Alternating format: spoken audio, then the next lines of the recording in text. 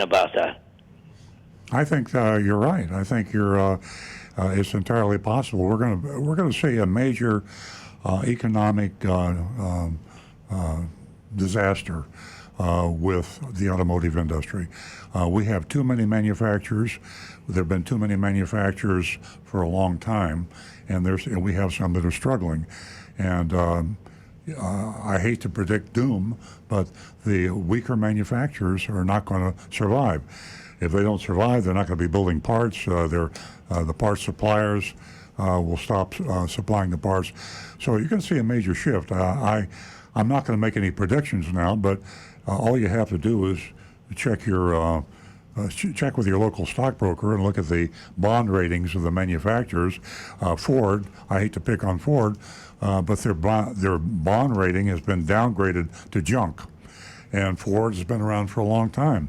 Hard to believe that Ford Motor Company could be gone, but I don't think they're going to be around a year from now or 2 years from now. And the same goes for other manufacturers. The strong will survive. You've got two things going on, John. You've got the effects of the pandemic and the economic impact of the pandemic, and then you've got the rapid change in technology where we're moving into all electric, possibly autonomous cars, and there just aren't enough customers to go around and technology expertise to be able to build the car that the consumers are going to be demanding. So you're right. It's going to be unlike anything we've seen in our lifetimes. And stick with the cars that you can be, the manufacturers that you feel will be here with the high bond ratings, with a high financial analyst will tell you, it's like buying a stock. Don't buy this stock, buy that stock. That's the best way I can recommend you buy a car. Well, the proof is a parts manufacturer that can't produce is just as you mentioned earlier. There's cars with recalls on them, and the parts are not available. Yeah. Takata is a perfect example that they declared bankruptcy, but nobody was so fast to take over and continue the manufacturing with the seatbelts, exactly, with the sensors.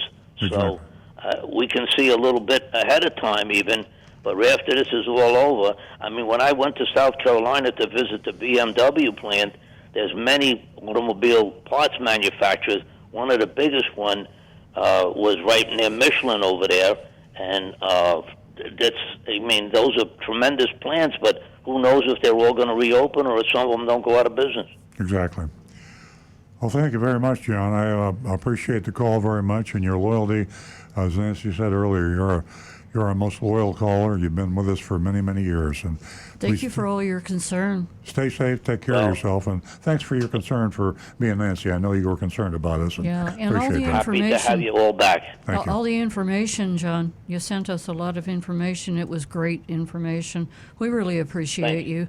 Thanks for listening to Earl Stewart on Cars. You have a great weekend. Stay safe. 877-960-9960, or you can text us at 772-497-6530.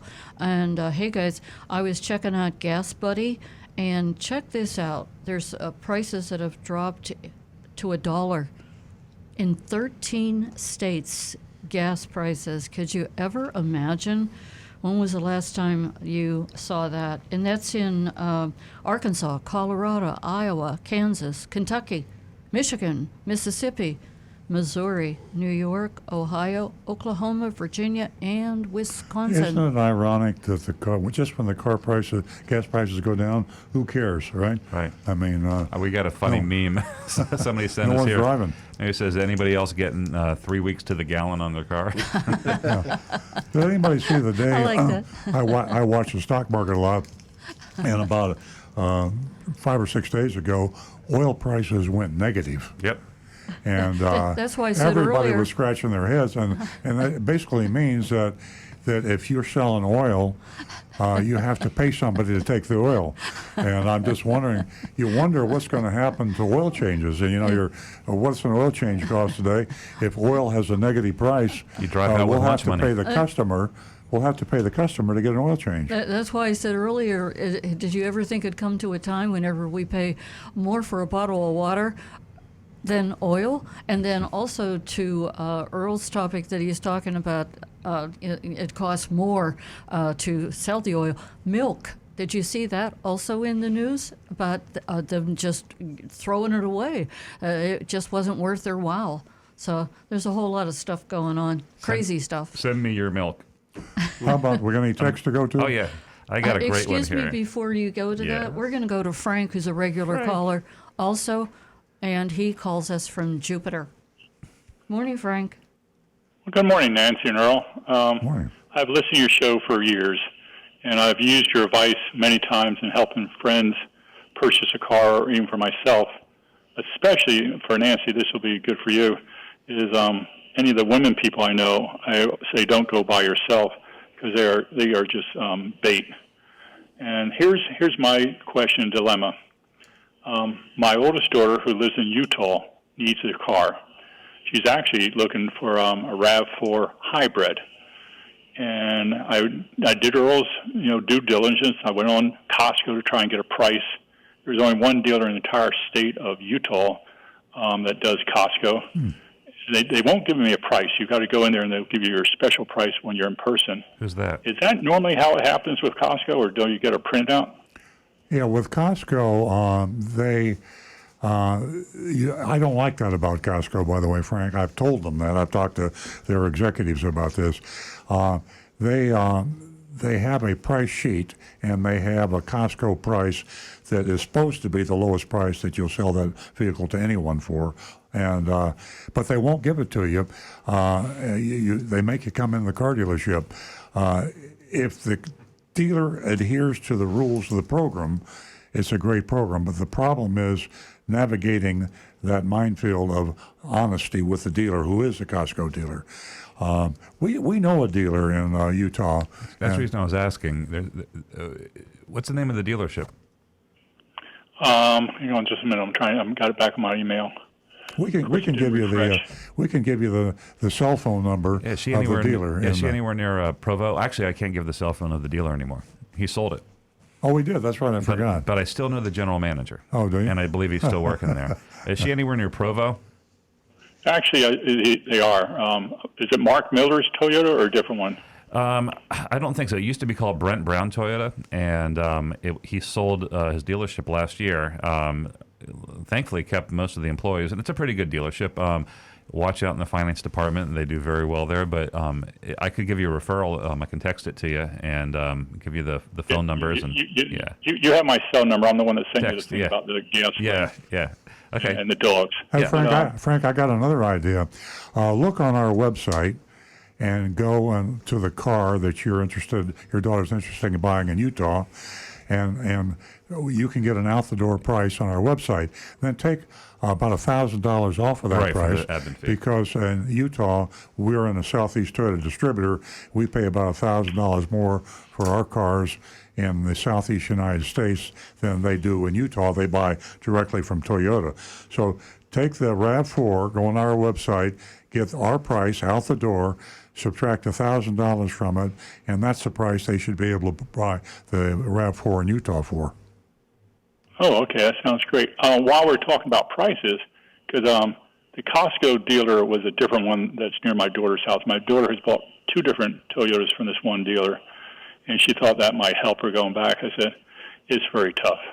But with that being the case, this one dealer that's on the Costco, I said, by the way, what's your dealer's fees? And he says, oh, they're $298. I said, $298? He said, no, that's what we all around here. And I didn't have the heart to tell them what they do out here in South Florida. Yeah, Florida is a wild, wild west. Even dealers we know, we talk to, they find it hard to believe what the dealers in Florida get away with. There's no one can touch Florida. Not only does Florida have the highest dealer fees, they have the most. In other words, typically in other states, there's one dealer fee. They call it, doc fee. Doc. But there's one fee. In Florida, they can have as many fees as they want, and they typically do. They'll have at least 2. I don't think anyone has one dealer fee, and sometimes they'll have 3 or 4, and they name each one a different name because in other states, you have to call it one thing. And I think in California, it's your fault. I think this is your fault. Possibly. You brought so much attention to the term dealer fee, Yeah. and that was the main term that was used. And they said we can't call it that. Yeah. They'll know what Earl's telling them all about the dealer fee. So it's crazy, and it's embarrassing in a way, but California, I think, is a $75 dealer fee. They call it a dock fee, and who cares? And they all have the same fee. You know it's going to be there, and so it ceases to become a source of profit to the dealer when every dealer has the same fee, and they're competing amongst themselves. In Florida, it's dangerous because every dealer is different. You can go to dealer A, his total dealer fees are $1,000. Dealer B could be $3,000. Dealer C could be $900. So it's impossible to be able to calculate the right price without having an out-the-door price. And the guys with the biggest fees, their ads look the best. Yeah, exactly. What's behind door 1, door 2, door 3? You know, Frank, it's really a surprise that it wouldn't be a whole lot easier for your daughter to purchase a vehicle. You know, I don't care whether it's Costco, TrueCar, whatever, especially during this pandemic, and that they would make things just a little bit easier and, just make them easier. That's all. So that's my thought on this pandemic and purchasing a vehicle. Good luck to your daughter. She's 30 years old, and she just went through a divorce, and so she's got a lot of drama in her life. But her husband was military, so she has a dependent ID card and various other things that would help. But as you mentioned earlier, they said that cars weren't selling about 2 weeks ago. All of a sudden, everything picked up out there. Yeah. So I guess it might be a little harder as it's going on right now. Yeah. Well, I'll text you, Frank, and I'll get you the information. And maybe if you give me her name through text, I can let them know to expect her and warn them off any sort of mistreatment. No, I appreciate that because she also thought about maybe even flying down and getting a car from you guys because you're so good. That's a long drive back. Yeah, A long drive. Well, here's proof. Quick one with the RAV4 hybrid. I know they're not giving the 0% financing, but on regular RAV4s they are. Yeah. Is the fuel economy that much better as we're going the different? Yeah, it's really good. Both my wife and my daughter drive RAV4 hybrids. They're getting over 40 miles to the gallon. The gas one's got good gas mileage for a small SUV, but you're getting like Prius range with the not current Prius range, but Prius from a few years ago range on the RAV4 hybrid. It's a great car. And you don't need to plug it in or anything, right? No, but not to confuse your situation or hers, they are coming out with a RAV4 Prime, which is a plug-in just like the Prius Prime, which is actually doing pretty well too. So that's coming out next year. Oh, wow. Okay, yeah, well, her RAV4 has 252,000 miles on it. It's still going, but it's breaking down more often than not, so she figures it's time to trade in. The RAV4 Hybrid, that's a really good choice. Okay, thank you so much. And Frank, you mentioned that your daughter was 30 years old. You know, this is proof right here in the 21st century that women are dominating the industry. And if the car dealers don't get that, it's their financial loss, truly. And at 30 years old, it sounds like as if that she is definitely pretty mature. And that RAV4 is a great vehicle. I drove it. Yeah. Well, I got the Toyota dealer. I went on my other email. It's called Tony Davina Toyota in Riverside, Utah. Probably not where you guys were talking about, right? No. Okay. I've been out there once. It's beautiful country. Yeah. Oh, it is. I would fly out there, except with the virus thing. We're kind of stuck here. God, yeah. Oh, here. I can't help myself. You may well not let this go on the air, but this is a good. What does the coronavirus and the Boeing 737 MAX, what don't they have in common? What's the difference between the virus and the Boeing 737 MAX? I'm going to guess the 737 MAX is not airborne. Very good. Congratulations. You just won $50. Thank you, Frank. Yeah. Oh, that's bad. That's a good Yeah, job. you got to laugh. You got to laugh. All right, Frank, thank you very much for the call. We love Thank you, Earl. You're You one guys of are our great. most intelligent callers. We appreciate Yes, it. absolutely. Thanks for the humor also. I'll text you after the show. Stay safe. On the subject of getting a good deal during this corona pandemic, you have to talk about the pay plans for the salespeople. Now, I said our sales were off about 50%. They're starting to come up a little bit, but all the car dealer sales are off. If they come back a little bit, that's going to be better, but it's still going to be off. The car salespeople get paid typically a percent of the profit they make on the car. Now think about it. The standard commission is 25% of the profit. So when you walk into a car dealership or you deal online, when you're buying a vehicle, whatever the price that salesperson sells you for, he gets 25% of the profit. The higher the price, the more he makes. A car salesman typically will sell cars. A good salesman will sell 20 cars in a month. His lowest price profit will probably be maybe $100. They'll probably give him a flat commission of $50 or $25. His highest profit could be $4,000, in which case he'd make $1,000. Now think about this. Every commission he gets is different. And he has to maximize his earnings to feed his family. He's got to put food on the table. If he goes from selling 20 cars a month to 10 cars a month, how is he going to be able to afford to put the food on the table when you cut his sales in half? The only way he can do that is to sell higher price, to increase the profit, so his commission will be higher. So that's the reason one of my blogs, Best of Times, Worst of Times, Coronavirus, buying cars during this period of time. When you negotiate with a car dealer today, that dealer and that salesperson has to make about twice as much on the car as he did when sales were brisk. When he was selling 20 cars a month, now he's only selling 10. So you have to be extremely careful. If you are careful, you can get a great deal because they want to sell. Some sales, he'd rather make $50 than nothing. And if you're hard and tough, then you can get a deal. That fits right in with a question that here on YouTube, Gearhead10 is saying, trying to buy a new Toyota at 6 different dealers. I price checked, all of them are at MSRP. I was told they're not offering discounts due to low sales. These are all Toyota dealerships. Are you guys doing the same? No. No, I'm amazed. I question that. I would be amazed if that were true. I'd love for you to contact us and tell us which dealers were quoting MSRP online and saying they won't budge off of MSRP. Now, there are a lot of dealers that don't put their price online, and the MSRP is the only price that you'll see. Yeah. But that's just to control the customer. Yeah. So they can't Now, get if you contact Honda, Toyota, Chevrolet, any dealer today, and you ask for their best price, they will not tell you MSRP is our best price. Probably they won't tell you the price. They probably will tell you that you need to come in. That's where you have to play hardball, and that's when you have to explain it to them. And the explanation is, listen, I'm going to buy a car in the next 3 days. I'm going to buy it from the Chevrolet dealer that gives me the lowest price. This is a specific Chevrolet I'm going to buy. Give me your out-the-door price, the price I can write a check for, drive that car home. If you don't, there's no way you're going to sell me a car. You won't make a nickel.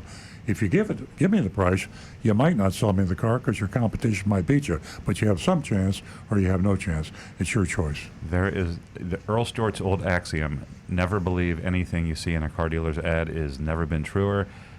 Ignore them. And if I'd like to segue into an ad that Susan just sent me. I've never seen anything. This is pretty bad. As a matter of fact, it's a Toyota dealership up in Vero Beach known as Toyota of Vero Beach, and this is a Facebook ad that she sent me a screenshot. I just forwarded that to our Toyota rep because it was so egregious, and he responded back if I had reported that to Toyota National yet, and I haven't because we're on the air. But Toyota Vero Beach's Facebook ad says, announcement, $320,000 stimulus at Toyota of Vero Beach. If you owe more than your car's worth, or even if you have negative equity, which is that means the same thing. Sorry, guys. Toyota has teamed up with Toyota of Vero Beach and allotted $320,000 in payoff assistance for the residents of the Treasure Coast. We recognize that many people in this area owe more than their vehicle is currently worth. Worry no more. No payments for 90 days. Don't miss out on this. That is true. there is a Toyota payment deferral. Then it says this event is running for 5 days only, Wednesday, April 22nd through Sunday, April 26th. Message us now to reserve your payoff stimulus certificate. That is a complete. That's one of the worst things I ever saw. That's the worst ad I've seen from a Toyota dealer. And Toyota is kind of tough on those sort of ads. Yeah. And I'm just flabbergasted Yes. that they would. See, they can get in a lot of trouble by doing that. Unfortunately, first they get a warning. And to me, that's the sad part. There is one hidden caveat, one little clause within that Toyota advertising covenant, and that is if anything is considered to be blatant or egregious, like just blatantly, knowingly do it, you get an automatic strike. Oh, that's, So that's blatant. this yeah. might get into that, yeah. The other thing, just to fact check this ad, Toyota and lots of manufacturers, but Toyota is offering 90 days deferment, and that runs through July, folks. That doesn't end on April 26th. Yeah. Yeah, we actually have. Here we are. Nancy just handed me this. This is the Attorney General, our Florida Attorney General, Ashley Moody, actually issued a warning against a dealer in northern Florida. And this dealer sent out a stimulus relief program similar to what Toyota Vero Beach was doing. And here's a copy of a check. Stimulus relief program. This check is for $3,344.68, and it's sent to the prospective customers. I'll hold that up for the Facebook, and here we are.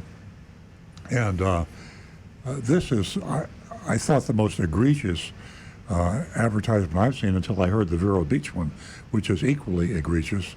And this is a kind of desperation. They got slapped down by Ashley Moody, the Florida Attorney General, and also the direct mail company that put this together was fined. So desperate times make desperate measures, and this is what's going on. You're seeing some terribly cruel, I would say, is not too strong a word, to take advantage of people's fear and actually make them believe that stimulus checks are being sent to them so they can buy a car.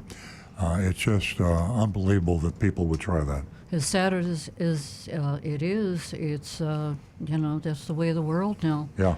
And it's really unfortunate. How do you sleep at night? Do you have a conscience? Yeah. No, Okay, no. Let's move along to some more text here. Yeah, we got some anonymous feedback. Here's one that says, "Hi, Earl. I'm writing from northern Maine, and I've been doing a lot of research on different vehicle types. I've looked at Toyota, Subaru, Honda, and Kia brands. I want an SUV and previously test drove the Highlander, Forester, and the CR-V. I've watched the reviews on the Kia Telluride and like the safety reviews and overall performance, but I haven't been able to test drive, and the closest dealer is over 200 miles away from where I live. In this new age of buying online, could I ask for delivery and test drive without the commitment to buy? I don't want to waste anyone's time or effort, but I want to make an informed decision." And then he has another question about seeing an offer for 18% below MSRP. I'll jump on that real quick. That sounds like a great discount, but the only thing that really matters is the bottom line price. Don't know what the fee situation is up in Maine. Just make sure that you're comparing apples to apples, like MSRPs or identical MSRPs in the bottom line price, because who knows what gets added to that. Great question on the buying online. How do you test drive the car? You got to ask the dealer, the salesperson, if it's something they'll do. I honestly would be surprised if there's many dealers that would refuse to do that, bring a car out to your house. Car sales are depressed. They are picking up a little bit, but I think while they're still struggling, I think anything they can do to help sell a car, I think most salespeople would do that. Our dealership does that as well. I think most in our area are doing the same thing. Yeah, if they don't, John, then I wouldn't deal with them. I can't imagine a dealer refusing to allow you to test drive a car without the obligation to purchase. It'd be bad business. Yeah. And if they said that, I'd just say, it's like buying a used car. You need to take it to your independent mechanic to check it. If they won't let you take the car, they want to sell the used car, the independent mechanic, don't buy it from them. That's, you hold all the cards until you sign on the dotted line or give them your check. You are holding all the cards. Just remember that. They'll bluff you sometimes, but all you do is do a 180 and start walking towards your car, you'd be surprised how quickly they'll come around. Yeah, and with these online sales, this is going to be a really tough one to do. But if you can find a dealer that gives you a money back guarantee, without any hidden conditions or things they can get you on. I saw Carvana's running an ad, and they said they have a 7-day return policy. I didn't see the word unconditional in there, so I'm not sure exactly what the conditions are, but ask about that. Make sure that they can help you out if you don't like the car, because that can happen. Even on a new car, you might not like it. Yeah. And remember what I said earlier, if you just tuned in, the car salespeople are very hungry now. They know that they're not going to sell as many cars as they did last month or the month before, and they're not sure when they'll be back up to normal. Nobody is. So basically, because they're paid on commission, they have to make considerably more per car, and they have the control to set the price. There are very few dealers out there that will put their lowest price on a car they sell. They will always leave it up to the discretion of the salesperson, and that's the reason that the car buying procedure is such a crazy thing today. It's an adversarial relationship between the customer and the salesman. The salesman wants to sell the car at the highest price possible because he gets 25% of the profit. And the customer, you want to buy it at the lowest price. So today, with car sales down 50%, be looking for that car salesperson to push for a higher profit. You have to be more careful than ever. But you still hold all the cars if you stay home, shop online, and get an out-the-door price. If you get that, you're going to get a great price on a car, probably the best price you ever got. Yep. All right, Jim texts us and wants to know, how do you handle test drives in this environment? He'd rather drive by himself. Same thing. Most dealers are allowing customers to do that, and even in normal times, some dealerships do permit that. They do have these insurance policies called garage keepers policies, which covers them and people who drive their cars. So you provide your driver's license and proof of insurance, and they should let you take it for a spin. It'd be nice to take it home overnight. We talk about that on the show a lot, because that gives you a little bit more time to shake out the things, see if you can be comfortable in it, and see if you can figure out all that complicated electronic equipment in there as well. But yeah, I think asking to go solo on a test drive is a completely reasonable request in the age of coronavirus. Not only a reasonable request, it should be mandatory, whether it's pandemic or not. Anytime you buy a used car or a new car, new cars especially, we find a lot of people, because they owned a new Honda Accord, and now they're buying another new Honda Accord. They say, well, I know what it's like because I own one. I bought one 3 years ago. The one you're buying today is different. In fact, cars are different even in the same year. I mean, you could take 3 different Honda Accords 2020 on a lot and drive each one of them, and they're a little bit different. But year to year, they can be a lot different. Don't ever buy a new or used car until you thoroughly test drive the car. Absolutely. And one of Earl's many columns, he did address that.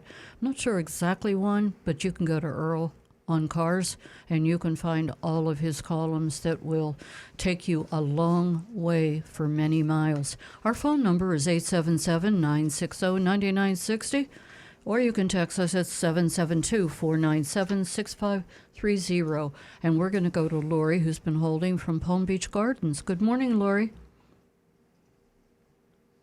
Hi, Lori.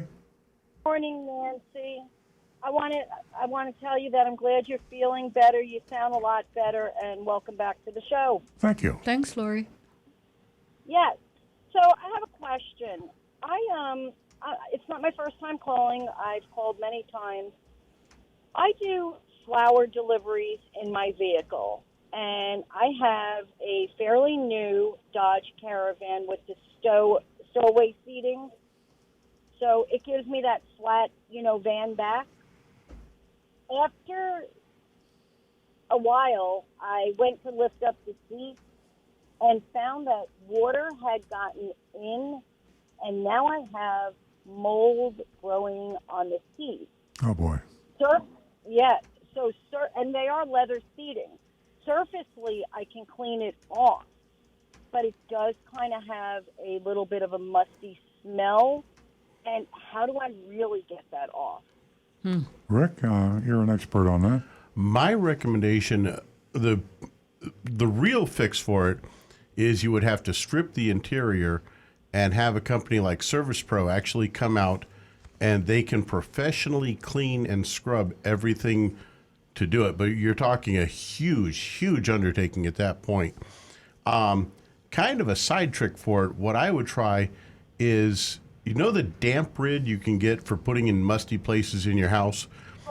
I would go kind of medieval style on it. I would like quadruple up the amount of damp rid and put 5 or 6 containers of it in the van, let it sit in the sun for at least a full day with that. The heat will build up that moisture, and hopefully the damp rid will just suck it all up and kill off that mold and musty odor and get rid of it. And from there, go with a good coating of Febreze. And of course, from that, just kind of really watch for those little bits of water spills.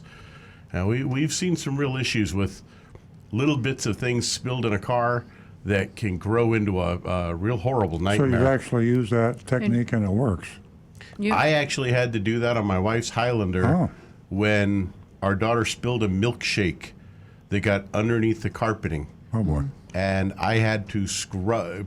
Imagine a milkshake that's about 2 weeks later when it really started to get that odor. A variety of odors. Wow. And Lori, I use damp rid in my vehicle, and let me tell you, I found great success with it. Yep. And the second half of Rick's suggestion was the Febreze. Mm-hmm. It really Right. works, Lori. You really have to stay on it, but eventually it's successful.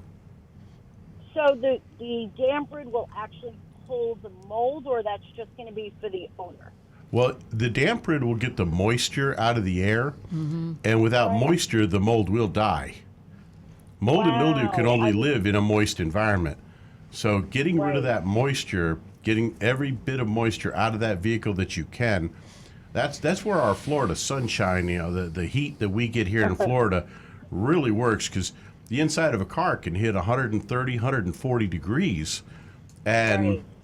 with that damp rid in there, every bit of moisture kind of gets boiled up into the air, and the damp rid sucks the moisture out of it. Yeah. And Rick, are you talking about the damp rid? Do you use the damp rid that's in the envelope, or do you use the container? You can. Well, I use just the little bucket style. Yeah. I get 2 of those buckets for There's a the variety. issue we had. But yeah, I would get those buckets that are meant to handle, like one bucket will handle an entire room. Yeah. And I'd put 3 or 4 of them in the van just to really overkill it. That's what I use. It's worth it. That's worth it. I kind of was embarrassed to ask that question, but I am so glad I did, because you guys definitely gave me a fix. Well, accidents happen. I mean, things get spilled in cars, and sometimes cars leak. You get a roof leak, something like that, and water gets in there, and you got to figure a way to handle it. Well, thank you so very much. Well, thank you, Lori. I appreciate the call very much. Give Yes, us stay safe and have a blessed day. same to you, Lori. Thank you so much. 877-960-9960. Or you can text us at 772-497-6530. Don't forget, www.youranonymousfeedback.com. I guess we better hurry through the show, because we have to say happy birthday to a certain person. Yes, I know. I wasn't paying attention. It's somebody's birthday. Exactly. Okay. Do we have Texas? Do we have We do. YouTube? Yeah. Jim in Riviera Beach wants to know if it's true that the Toyota CHR is going to stop production in the near future. There is no truth to that rumor. I know that's going all around town. Just kidding. I'm exaggerating. But no, there is the 2020 CHR model that is out now, and I've heard about changes coming up in the 2021. So don't think there's any plans to kill that model. Okay. Got another Toyota model comment. It says, it looks like the best, and I think this came in in between this show and the last show. Says we were talking about the Toyota Supra and how Consumer Reports recommends it as the best sports car. He says, it looks like the best thing about the Supra is that it's a BMW. And That's true. It was built in conjunction with BMW. It's kind of like the twin to the BMW Z4, and I'll tell you what, I don't care. It actually made me like BMWs a little bit more because it's a pretty good car. You know, the thing I like about the Toyota Supra is it proves the point that we talk about a lot. When a new car comes out, a exciting new car, don't buy it until it cools off, because you're just absolutely wasting your money. The Toyota Supra was such an anticipated car. They talked about it for a year ahead of time, and there was a countdown, and then there would be little pictures that would show, oh, I think I saw a Supra, and the excitement build, and suddenly the dealers had a few of them in the showrooms, and these dealers, I believe they marked them up as much as $100,000. Yes, yeah. And I would love to get a video or just a recording of our show in the beginning of last summer, because this is the best cautionary tale, the most clear-cut example of our advice coming true. You said, do not buy it on the show. Don't buy it. Watch this. It's going to come down. And it was about 3 months later. And 3 months later, we couldn't give them away. Yeah. We sold ours at MSRP sticker, which is a good profit for us, and we don't mark anything up over MSRP. We think that's morally wrong, and we sold the ones that we sold. The people that bought them, we thought they really got a good deal, because all the other dealers were charging 20, 40, 100,000 over. The price plummeted below MSRP. Yep. So even the people that we thought we were giving a good price. Price plummeted below cost because Toyota offered a $1,000 rebate on it. Yeah. So the rule is, that's why I bought mine. Don't buy a new model. Wait. Price always goes down. It's hard to do. You get excited. Look, I'm going to have the exact same problem this fall when the new iPhone comes out. I'm going to be up at 2:00 in the morning waiting to order mine online. Mm-hmm. It's a little bit different though. Yeah. That price doesn't come down in a few months. Okay, do we have any normal text, or all we getting is the anonymous feedback? Hey, listen, I gotta have a mea culpa. I started jumping around, so I have lost complete control of the order that these came in. But I think we're all caught up right now. Oh, okay. Yeah. Well, let's sing Stu happy birthday. Happy birthday to you. Happy birthday to you. Happy birthday, dear Stu. Happy birthday to you. May the good... Sorry. Thank you very much. Buono cumpleaños. Happy birthday. Thank you. Yeah. Feliz cumpleaños. Yes. I turned 21 today, and I'm gonna head to the bar, get my first legal drink. Absolutely, yeah. You can look forward to getting carded all day. Yeah, I'm sorry. That was 31 years ago, folks. Hey, did we ever get the second new female caller? We had the one. I don't think so. I don't think so. Ladies? Let's remind the ladies. Yeah, if you if you didn't hear me in the beginning of the show, $50. I have $50 in these little hands of mine. That's left for the next female caller. If you're a new caller, I have $50 right here in my hands. Olive oil and garlic saturated hands, $50 for you. So give us a call. 877-960-9960, or you can text us at 772-497-6530. We're going to go to Robert, who's calling us from North Carolina. Good morning, Robert. Hello, Robert. Morning. How you doing? Doing fine. How you doing? Doing good. I'm calling about the question about the Toyota Camrys, the 2020 model. Since they have different recalls on them, and one of them has not showed up quite yet, is the fuel pump. And the other one was the engine crack. Yep. Yeah, Rick could speak to that. Rick, you want to talk about those? Yeah. How you doing? Well, it's fairly limited. I think there's 44,000 on the engine cracking one. Yeah, the engine thing was a very small number. There's a lot of cars, RAV4s and Camrys, that we're inspecting for it, but there's a very small number of engines that are involved in that. The fuel pump is a much wider issue, running across many models of Toyotas, and right now Toyota is still working on what their repair is going to be. That's why it's still in an interim phase. So we're waiting to see on that one. When that hits, we're in the shop. We are going to be busy. Yeah, I think actually the crack is only like it's like a couple of hundred of them with the cracks, I think. Right. It's an incredibly small number. Yeah. This seems like it's affecting only the Toyota Camrys that are manufactured in the U.S. Yes. Yes, and the RAV4. There's the RAV4 and the Camry that they're suspected, but it's such a tiny number of engines. We're talking like maybe a few hundred engines 250. out of thousands and thousands of others that are just fine. Well, the question is, can somebody still buy a Toyota Camry that's been fully manufactured No. in Japan? Oh, I'm sorry, Dan. Most of the production, if not all, of the Camry that you're going to buy in the United States is made in Georgetown, Kentucky. So they're all domestically made. Yeah, we actually export cars to Japan. It's kind of a crazy world. You build a car in Kentucky and send it to Tokyo. It's a global thing we're doing. Yeah, the reason I asked is because I got a 1996 Toyota Camry, and it was fully made in Japan, and I've not had hardly no issues with it. It still runs. And when they're having such manufacturing issues with the ones manufactured in the U.S., I'm like questioning the quality of the Toyota products now. There's an interesting fact I'm thinking about when you're talking about recalls.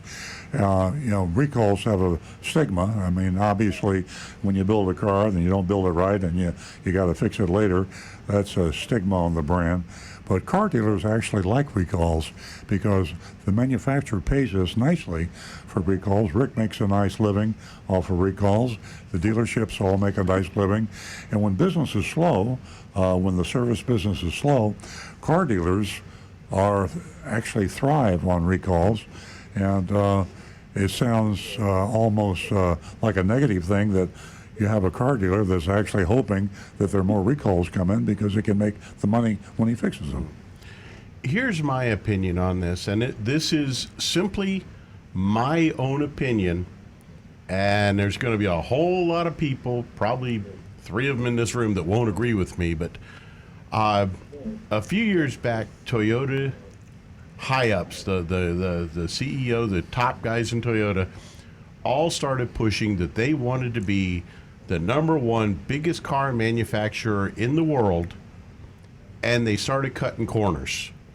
And they cut a whole lot of little corners and pushed to be the biggest and the baddest. They wanted to be the best at the biggest, and they forgot about the quality of the cars for a while. And Toyota got smacked in the head.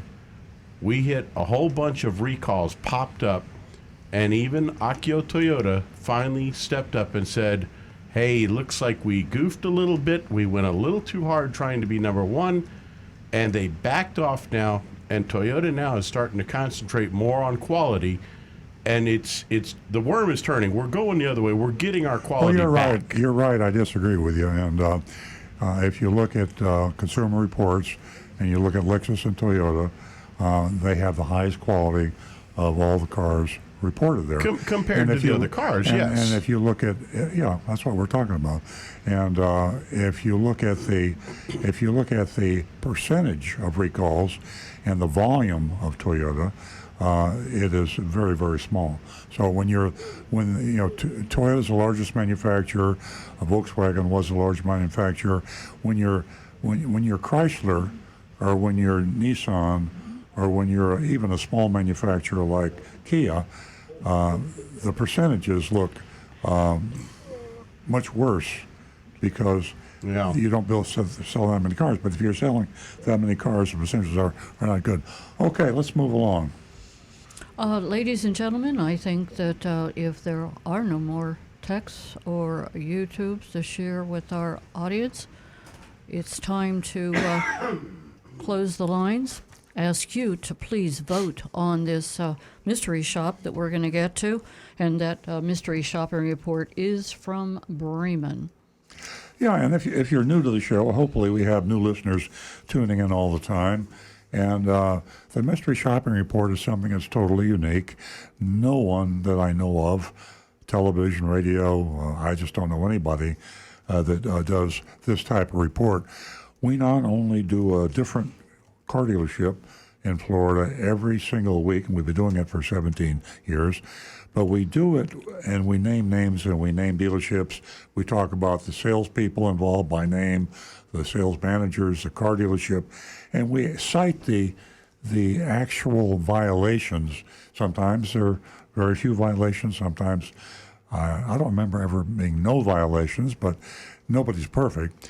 But we tell it like it is, and I always brag about the fact that in 17 years we've never been sued, and that would tell you that we're telling the truth. Rick?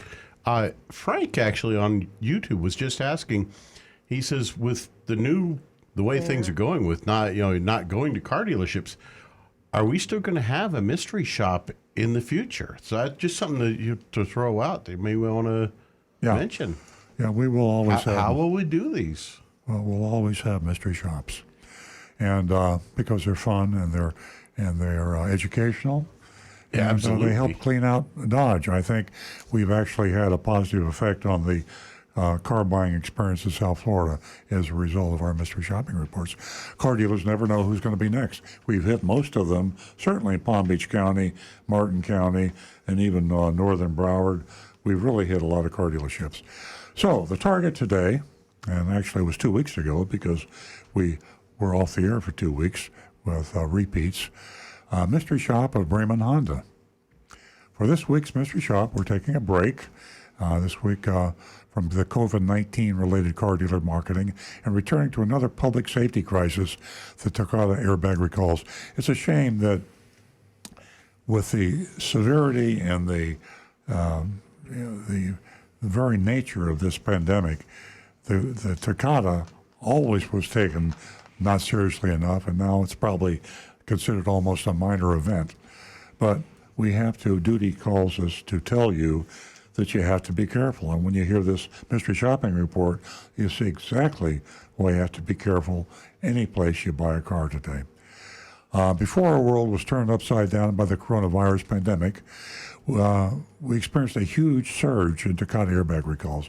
Millions of defective vehicles were added to the recall list in December of 2019 and January of 2020. There's a certain absurdity to this round of recalls, and that many of the bad airbags were actually replacements. We actually replaced bad airbags with other bad airbags. It just sounds, how could that be? You think somebody, a regulator, a legislator would say, you can't do that. I don't think they had a choice, right? It was like, you have a choice. You just don't sell the car. No, yeah. And it was They're just buying some time. It was an economic overriding safety, and that makes me a little nauseous to think that human lives are trumped by the sale of dangerous vehicles.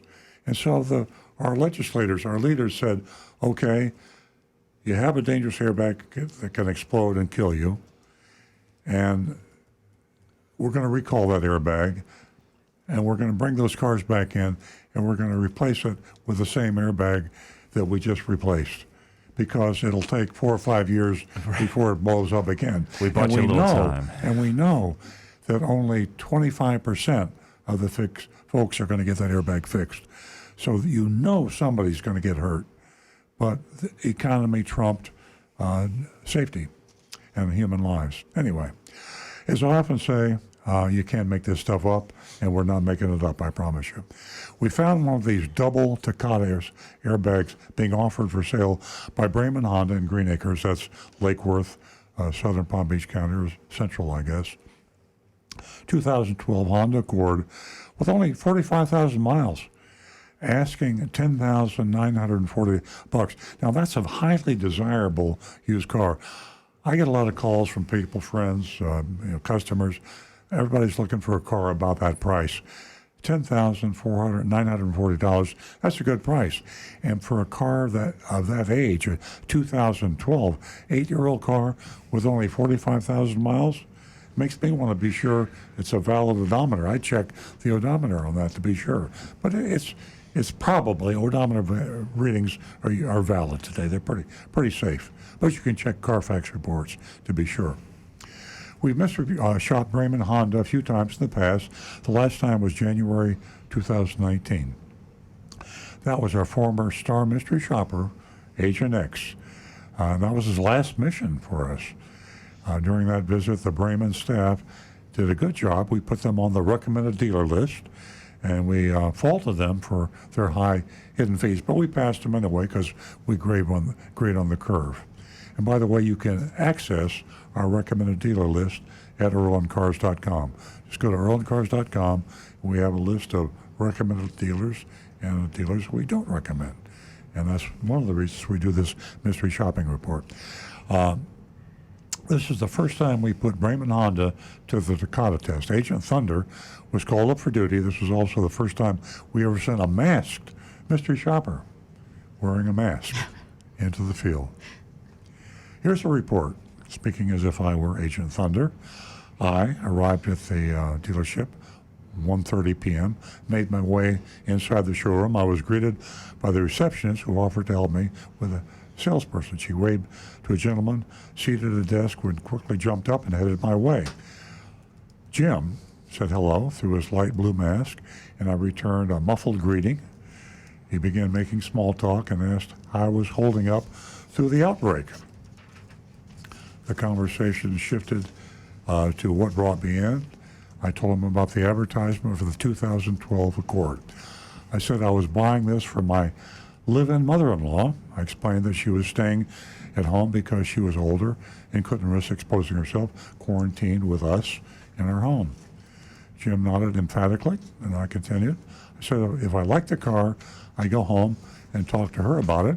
Unless she objected, I would return tomorrow and pay cash for it. Jim appeared to like what he heard. He asked me to make myself comfortable, and he pulled the car up for us to see it. In less than 5 minutes, Jim was back to walk me outside. He gave me a full walk-around presentation of the Honda Accord 2012, asked me if I wanted to test drive it. I asked if it was okay if I could just drive it around the lot by myself. He agreed, with the corona thing. On the way back, I asked him if he was aware of any mechanical or safety issues. We do this on all of our Takata airbag shops. He said he could pull up the Carfax report inside. He also said he didn't think it had gone through the mechanical inspection yet. He said it was a good car and he didn't expect anything to be wrong with it. But the final sale would depend on the results of the inspection. I asked him why it was listed online. I was wondering the same thing. Why would you advertise a car that you hadn't checked? And he appeared to brush off the question, said he would check it out soon. We found a desk inside. He asked me to wait. When Jim came back, he had a printed Carfax report and a sales worksheet. I quickly skimmed through the Carfax report, and if you just tuned in, we're shopping, mystery shopping, Bremen Honda in Green Acres, Lake Worth, Central Palm Beach County. He didn't mention the recall, just said that the Carfax report looked pretty good, and there were 2 owners and no accidents.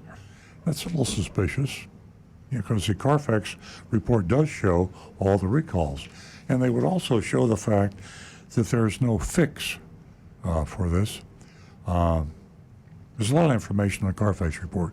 You should read it yourself before you buy any used car, and read the whole thing. They can be lengthy. Just don't look at the first page. Read the whole Carfax report. Jim gathered all my info, made copies of my driver's license and insurance card. Then he said, I know you can't get the car until tomorrow, but would you like to put down a $1,000 deposit so we can get the car serviced and ready for you when you come back? Another curious question. I asked him to tell me why would I want to do that. I was coming back in less than 24 hours. He repeated that it would get the car ready. I mean, they're not going to service the car unless I put a deposit down. They're not going to inspect the car. They just pulled that out of the... Yeah, strange. We haven't heard that before. I asked him if wouldn't they be doing this anyway? I mean, I could understand him saying, if you put the deposit down, we'll hold the car for you and we won't sell it to somebody else. But to say that we won't inspect the car, I don't know. Yeah. Maybe he meant they'll prioritize it if they think they can prove to the service manager it was sold. Yeah. Hey, we got money in house. He addressed me, and not as Mr. Thunder. I'm sorry we asked that. We just want him make sure we get the car serviced for you. That was the sales manager that came by to help out the salesman. I responded by telling him, and I hadn't even seen the numbers yet, and you're looking for $1,000 deposit.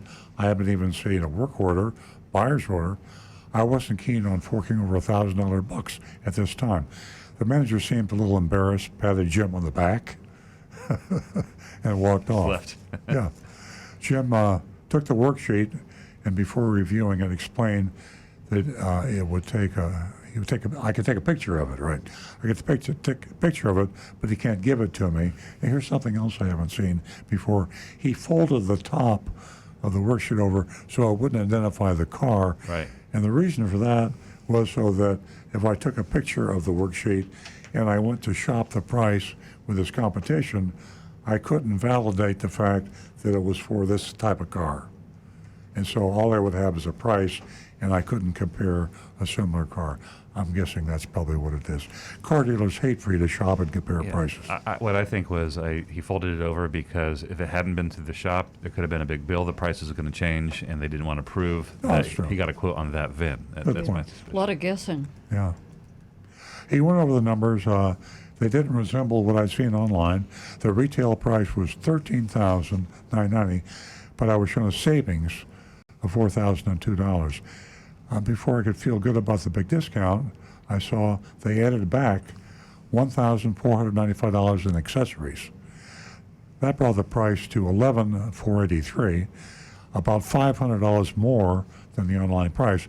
But then they added a $199 electronic filing fee, that's just another word for dealer fee, and a $998, they call that one, dealer services fee, another dealer fee. So here we got $500 plus $199 plus $998 added to the advertised price, and they didn't add the cost of the title or the registration. Now, the point being, Florida says that you must sell the car for the advertised price plus government fees only, plus tax and tag only. So Bremen Honda violated Florida state law because they added their dealer fees and their dealer installed accessories on top of the advertised price.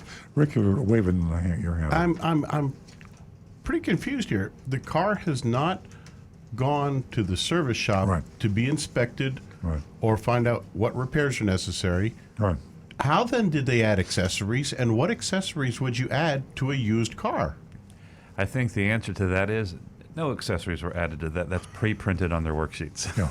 Yeah. That's what I think. And if they do add accessories, they do it at that time. In other words, they could put window tint, they could put stripes, they could put nitrogen on the tires. There's a lot of things you can do to a car, and they probably hadn't got around to whatever they do. I do have a little updated information. Check the car now. This was 2 weeks ago. They have since sold the car, so somebody is driving the car. The good news is, and by the way, the reason this thing was silly, this is the Honda dealership. If you have a recall on your car, how hard is it to get the recall taken And you care make of? money. Yeah. Honda Manufacturing pays the dealer nicely. The technician makes a nice commission. The dealership makes a nice profit. All you have to do is fix their recall. But the car has been sold, and the recall has been completed because it doesn't show up anymore. And to help Jim out, the car was serviced on the 9th. That was the day, because that's at least the Carfax record reports a servicing by Bremen Honda on April 9th, the same day that Agent Thunder was there. Yeah. The only possible reason for not mentioning the recall is he didn't want to throw a monkey wrench into the conversation about the sale. People could say, oh, there's a recall, maybe I'll look at something else. I'm not sure what, but there was no monetary motivation for him not to say, there's an outstanding recall and we can fix it now. And I think the idea of recalls has become such a minor issue with car dealers and our regulators and the legislators. It's just considered a no-brainer. Don't worry about it. Why should we worry about it? It's not our lives that are at stake.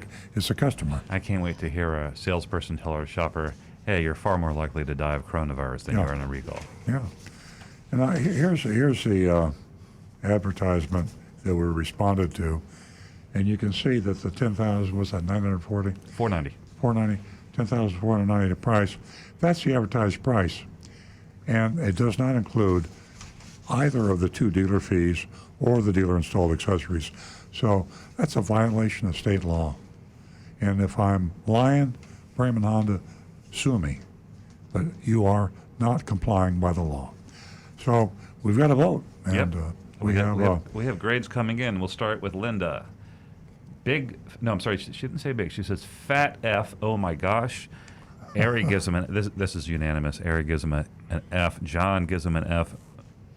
Marvin gives him an F, and William gives him an F. Yeah, I give him an F. That's kind of, Nancy? F.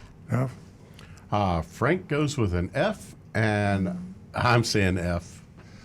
Yeah, this is just undoubtedly to cover up a recall that you don't even have to cover up. To have a Carfax report in your hand and say it looks pretty good, knowing that there's a recall, and not even mentioning it.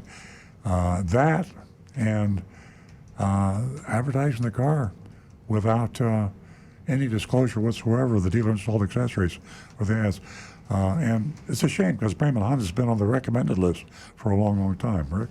I've got Mark Ryan with an F, Mark Smith with an F, Karen with a fat F, and Nate Ward, F. That was bad. Mm-hmm. You know, we shot the used car, and that raises the issue we were talking earlier in the show about used car prices, and we're seeing used car prices is being soft. And Stu was talking earlier about the fact that these cars are sitting on dealer lots, they're not moving, and they're depreciating. The cars are going to the auction are soft because the dealers supply and demand. The dealers are not buying the cars at auctions, and a lot of dealers are losing money on the cars that they sell more so than they normally do. So you have an opportunity in buying used cars and new cars, perhaps maybe even a greater advantage in buying used cars because there'll be a surplus of used cars. Theoretically, if the manufacturer shut down and the economy comes back, there could actually be a shortage of the right new car, but I don't think that shortage of the used car will exist. No, owners are going to hang on to them longer, and they're not going to trade them in. In a way, the slowdown in business is helping. I mean, used car, you can't buy a used car. You can buy it online, but nobody's really buying any at the auction. Trade-ins are down. Just follow that down. If car business is down 50%, trade-ins have been cut in half. So used car inventories are not expanding like rapidly, but that's the same thing. Bide your time. They might be adjusting their inventories, dropping the prices, just taking the hit on that depreciation, and you could benefit from it. Keep an eye on that. You got to be tough. You've got to be the top buyer, and you've got to be immune to the offers that are out there. And as Stu said, the prices are going to get better. They're not going to get worse. And the end of the month, we're coming up on the end of the month. Today's April 25th, Stu's birthday, and we have 5 days. If you haven't done your homework, don't think about buying a car in the next 5 days. But if you've been looking and you've decided the car you wanted and you've checked consumer reports and you know the year, make, model, and the accessories, and you've started to shop and compare, you can get yourself a doozy of a deal on April 30th, and even for that matter, May 1st. The month typically carries over for most manufacturers until they close the books. So you can get a great deal on April 30th, May 1st, May 2nd, and just be sure that you get an out-the-door price. Definition, write a check for it, give it to that car dealership, and you drive that car home without paying one more penny. And if you do it by getting that best price from 3 or 4 dealers of that make car, you will get a doozy of a deal. Yeah. And if you can't do it this month, you can do the same thing next month. Time is on your side. Absolutely. And what Earl says is gospel. But at the, flip that coin, and you can get taken advantage like never before because it is desperate times. Do your homework, ladies and gentlemen. Knowledge is power. And I believe that Jonathan said we have about 3 minutes left. I'm going to get to a text real quick, and that's from Marianne from Pennsylvania. Marianne wanted to know if it is really important to check out how much it would cost to run your car, to drive your car for a year. And Marianne, let me tell you, this is really important. You really need to take that into consideration. There's a lot of people who really don't whenever they purchase a vehicle, but you have to be able to afford to maintain your vehicle and drive it. So you do have to take that into consideration. Consumer Reports, that's one of the main things they always, when they rate a car, they rate it on how much it costs to maintain the car. Yeah. And you have high maintenance cars, you have low maintenance cars, you have high insurance, low insurance. I know people get tired of me talking about Consumer Reports, but if you don't subscribe online or the hard copy of Consumer Reports, you're costing yourself a lot of money. What's Consumer Reports cost? It's worth $30 every a dime. year? Worth every dime. Yeah, it's for Absolutely. You're going to save $3,000 a year. I guarantee you $3,000 just by subscribing. Absolutely.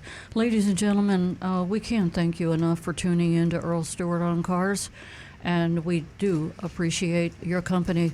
Have a safe weekend, and stay safe, stay healthy.